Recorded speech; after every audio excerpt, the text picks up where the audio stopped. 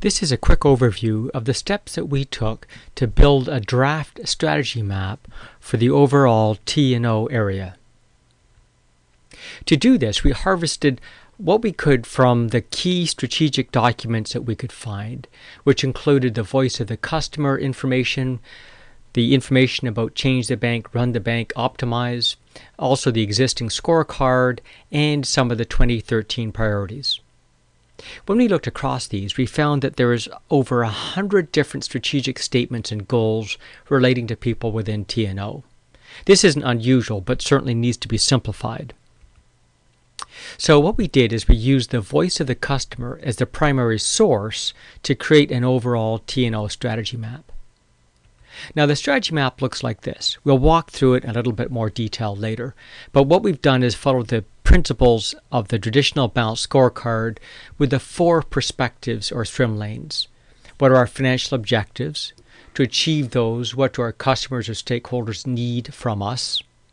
To achieve those objectives, what do our internal processes need to be? And to build and maintain those processes, what are the enablers, the competencies, culture, and enabling structures we need to succeed? Now the objectives, the things in these little bubbles that we produced, came from the voice of the customer. So for example, if we take a look at these gray boxes, things like business alignment becomes an internal objective. It's something that we need to do internal at T&O to be successful. Likewise, execution and operational excellence, cost innovation, risk, safety, and soundness.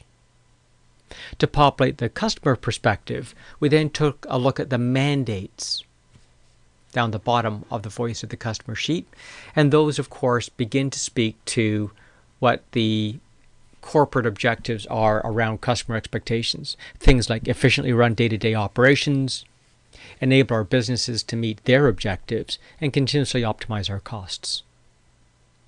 So from this, we built this draft strategy map. What we then did is try to validate it against the other strategic documents that we found. Because although we now know it meets the voice of the customer, there may be other objectives from the other sheets that it does not. So we took that strategy map and we listed it down the left side of a page. And then across the top, we took the objectives from each of the other strategy documents. So in this case, the second voice of the business sheet, and we listed those across the top. Then what we did is we took a look at each one of those objectives, so for example differentiated service levels, and began to see whether it supports the objectives. So for example, when we take a look at the strategic objective C1, enable our businesses to meet their objectives, obviously the documented sub-objective of differentiated service levels supports this strategic objective from the strategy map. So we put an X there. When we complete this exercise, we find that every single column has X's in it. Now, this is an important test. If we came up with any of these objectives which were not represented on the proposed strategy map, it would indicate that proposed strategy map was missing that objective.